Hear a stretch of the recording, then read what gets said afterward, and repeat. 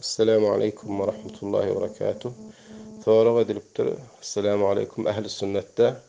Hanafi mezhepte dünyanın etini iyende tarat poduliyami, wudu poduliyami şon açıklap beriňiz diýipdir.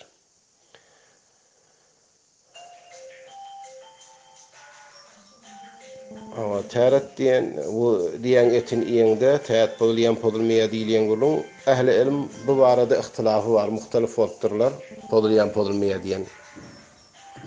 Bir ýarmy ulamalardan İmam Ahmed ibn Hanbal ve İshaq ibn Rahwey, Yahya ibn Yahya, İbn al-Munzir, İmam İbn Huzeyme bular tarat podulýa diýipdir. Ahli hadisde podulýa diýe delilden İmam Müslim'in bir hadisi var. Cabir ibn Samura'dan rivayet etýär. Nebi sallallahu aleyhi ve sellem soralypdyr. Goýunyň etini ýene tarat kılmalymy?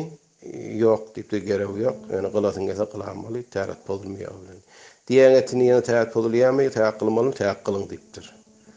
Olar aýtýar, tarat podulýa, kılmaklygy da wajib diýer. Goýunyň ýatagynda namaza gaýlym okaň diye yatakta namaza gaýlym diýeni okuyman diýip aýdypdyr. Indi şu hadis sahih hadis. Şuna istinad edip de şeýan gaýdan ulamalarymyz İmam Ahmed ibn Hanbal we ýelik ulamalar ähli hadis taat podulýar diýer. Amma munyň garşysynda 4 çariyar Ebu Bekir, Umar, Osman, Ali, İbn Mes'ud, İbn Abbas,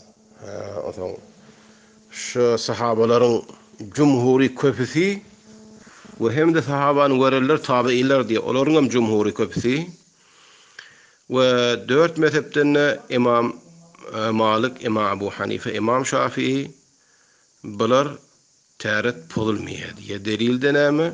Abu Davud rivayetdir bir hadisi Cabirden.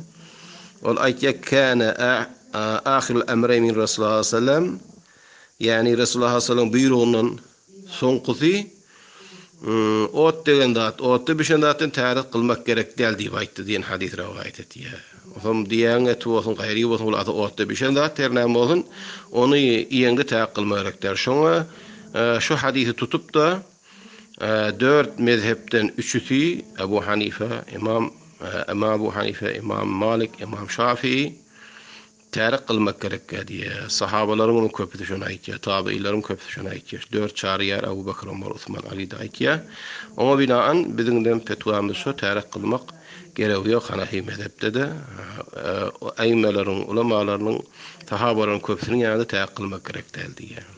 Delil taýdan o İmam Müslim'in rivayeti, İmam Ahmed ibn Hanbal'ın getiren hadis sahihrak, özüm has delil taýdan o güýçlürak. Bunun bilen ähli ilmiň, sahaba we tabiin we aýmalaryň ähli ilmiň jumhury köpüsi taat podulmaly diýip şo Jabir'in hadisini Abu Davud'un rivayetinden tutupdyrlar.